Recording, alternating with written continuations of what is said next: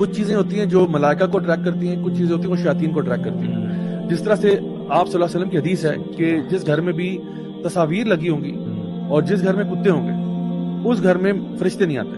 دیکھیے اب آپ بحث کریں یا جو مرضی کریں, نبی کی حدیث ہے کی بالکل صحیح حدیث ہے.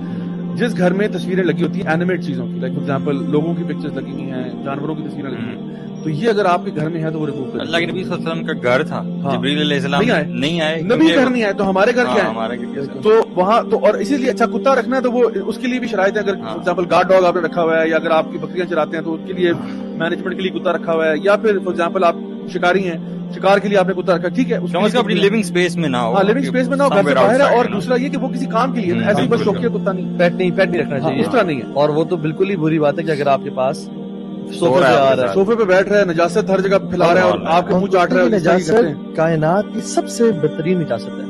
اس کی جو تھوک ہے کسی اور چیز کو 7 دفعہ دھونے کا نہیں کہا گیا, اور اول اور آخر مٹی سے نہیں کہا گیا سوائے کتے کی نجاست کے. اس میں جرم جتنے ہوتے ہیں سائنس ابھی پروو کرتی ہے کس قسم کا وہ غلیظ ہوتا ہے.